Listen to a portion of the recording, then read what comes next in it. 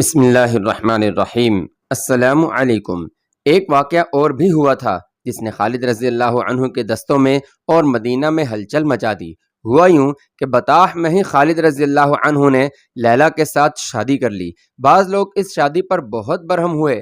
اعتراض کرنے والے یہ کہتے تھے کہ خالد رضی اللہ عنہ نے لیلا کی خوبصورتی سے متاثر ہو کر اس کے خاوند مالک بن نویرہ کو قتل کیا ہے کہ لیلا کے ساتھ خود شادی کر لیں، لیکن خالد رضی اللہ عنہ اتنے کمزور کردار کے مالک نہیں تھے کہ وہ ایک عورت کی خاطر اپنے رتبے کا ناجائز فائدہ اٹھاتے۔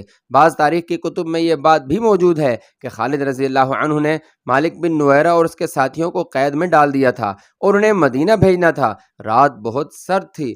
خالد رضی اللہ عنہ کو خیال آیا کہ قیدی سردی سے ٹھٹر رہے ہوں گے۔ انہوں نے حکم دیا، دافعوا اسراکم۔ اس کا ترجمہ ہے قیدیوں کو گرمی پہنچاؤ۔ کنانہ کی زبان میں مدافعت کا لفظ قتل کے معنوں میں استعمال ہوتا ہے۔ بدقسمتی سے یہ قیدی جن آدمیوں کے پہرے میں تھے وہ کنانہ کے رہنے والے تھے۔ انہیں یہ بھی معلوم تھا کہ مالک بن نویرہ اور اس کے ساتھیوں کے جرائم کتنے سنگین ہیں، چنانچہ انہوں نے گرمی پہنچاؤ کو قتل کے معنوں میں لیا اور مالک اور اس کے ساتھیوں کو قتل کر دیا۔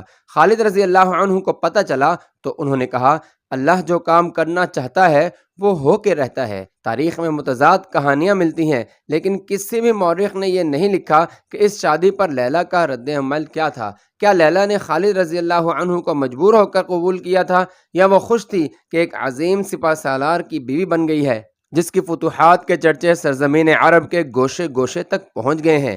اس وقت کے جنگی رواج کے مطابق لیلا مال غنیمت تھی۔ خالد رضی اللہ عنہ اسے لونڈی بنا کر اپنے پاس رکھ سکتے تھے۔ خالد رضی اللہ عنہ نے اسے کسی کی یا اپنی لونڈی بننے سے بچا لیا تھا۔ خالد رضی اللہ عنہ جانتے تھے کہ لونڈیوں کی زندگی کیا ہوتی ہے۔ خالد رضی اللہ عنہ نے یہ بھی دیکھ لیا تھا کہ لیلا ذہین اور دانا ہے۔ انہوں نے اس عورت کی صلاحیتوں کو تباہی سے بچا لیا تھا۔ یہ خبر بھی مدینہ پہنچ گئی تھی کہ خالد رضی اللہ عنہ نے مالک بن نویرہ کو قتل کر کے اس کی بیوی سے شادی کر لی ہے۔ خبر پہنچی بھی سیدھی خلیفۃ المسلمین ابو بکر رضی اللہ عنہ کے پاس، چونکہ مالک بن نویرہ کا جرم واضح ہو چکا تھا اور معتبر ترین صحابہ کرام کی مجلس میں خالد رضی اللہ عنہ کی وضاحت کے بعد مالک بن نویرہ کا قتل درست قرار دیا گیا تھا۔ اس لیے ابو بکر رضی اللہ عنہ نے اس خبر کو زیادہ اہمیت نہ دی۔ انہوں نے کہا کہ خالد رضی اللہ عنہ کو رسول اللہ صلی اللہ علیہ وسلم نے سیف اللہ کا خطاب دیا تھا۔ خالد نے کسی زندہ آدمی کی بیوی کو ورغلا کر اپنی بیوی نہیں بنایا۔ ابوبکر رضی اللہ عنہ نے فیصلہ سنایا کہ مفتوحہ قبیلے کی کسی عورت کے ساتھ شادی کر لینا عربوں کے رواج کے عین مطابق ہے۔ اس عورت کو آخر لونڈی بننا تھا۔ یہ اس کے آقا کی مرضی ہے کہ اسے لونڈی بنائے رکھے یا اسے نکاح میں لے لے۔ ابوبکر رضی اللہ عنہ نے اپنے فیصلے میں کہا کہ اس وقت مسلمان ہر طرف سے خطروں میں گھرے ہوئے ہیں، قبیلے باغی ہوتے جا رہے ہیں، اپنے پاس نفری بہت تھوڑی ہے۔ ان حالات میں اگر کوئی سالار دشمن کے کسی سردار کو غلطی سے قتل کرا دیتا ہے تو یہ سنگین جرم نہیں۔ ابوبکر رضی اللہ عنہ نے خالد رضی اللہ عنہ کو حکم دیا کہ فوراً بطاح جائیں اور وہاں سے یمامہ پر چڑھائی کر کے اس فتنے کو ختم کریں۔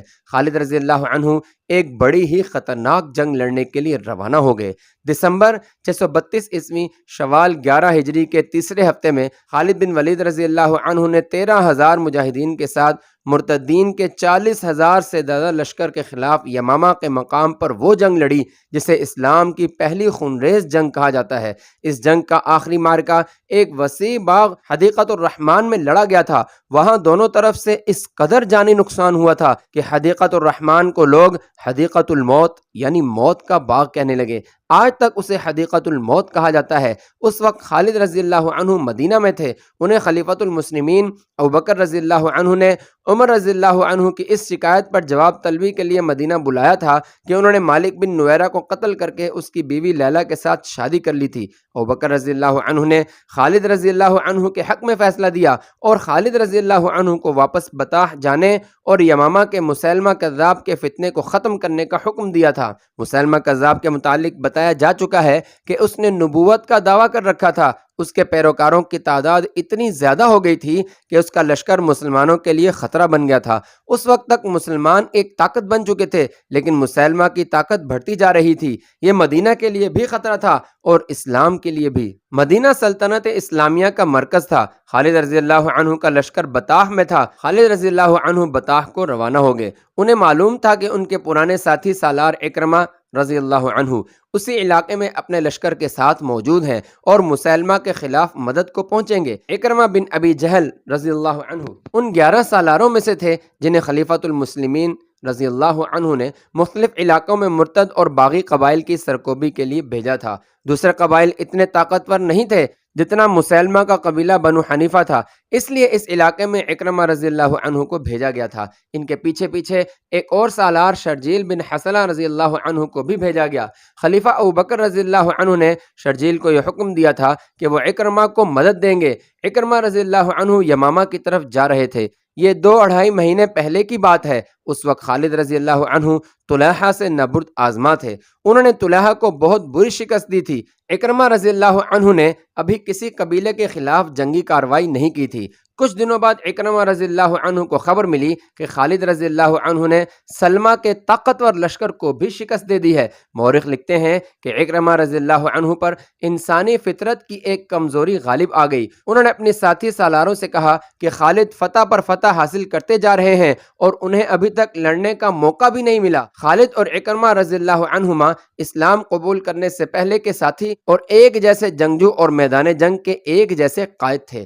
اکرمہ رضی اللہ عنہ نے اپنے ماتحت سالاروں سے کہا، مجھے اطلاع مل چکی ہے کہ شرجیل بن حسنہ ہماری مدد کو آ رہا ہے، معلوم نہیں کہ وہ کب تک پہنچے۔ میں زیادہ انتظار نہیں کر سکتا، میں مسلمہ پر حملہ کروں گا۔ مسلمہ معمولی عقل و ذہانت کا آدمی نہیں تھا۔ اسے معلوم تھا کہ مسلمان اس کی نبوت کو برداشت نہیں کر رہے اور کسی بھی روز اسلامی لشکر اس پر حملہ کر دے گا۔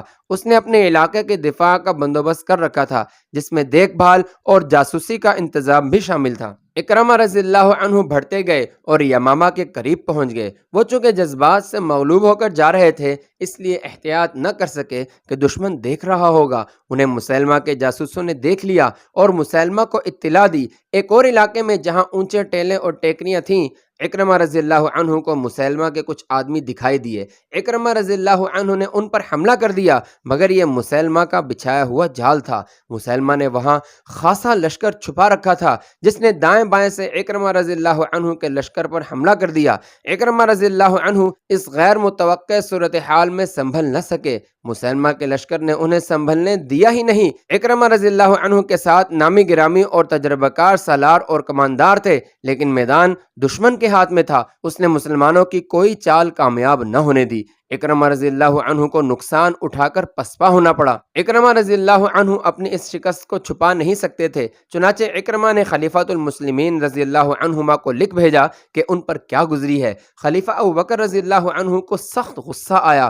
انہوں نے اکرمہ رضی اللہ عنہ کو واضح حکم دیا تھا کہ شرجیل رضی اللہ عنہ کا انتظار کریں اور اکیلے مسلمہ کے سامنے نہ جائیں، مگر اکرمہ رضی اللہ عنہ نے جلد بازی سے کام لیا تھا۔ ابوبکر نے اکرمہ رضی اللہ عنہما کو جو تحریری پیغام بھیجا تھا، اس میں غصے کا اظہار اس طرح کیا گیا تھا کہ اکرمہ رضی اللہ عنہ کو ابن ابی جہل لکھنے کے بجائے ابن اکرمہ، اکرمہ کی ماں کے بیٹے لکھا۔ یہ عربوں میں رواج تھا کہ کسی کی توہین مقصود ہوتی تو اس کے باپ کے نام کے بجائے اسے اس کی ماں کے نام سے منسوب کرتے تھے۔ خلیفۃ المسلمین نے لکھا، اے ابن اکرمہ، میں یہ نہیں چاہتا کہ تم مدینہ آؤ۔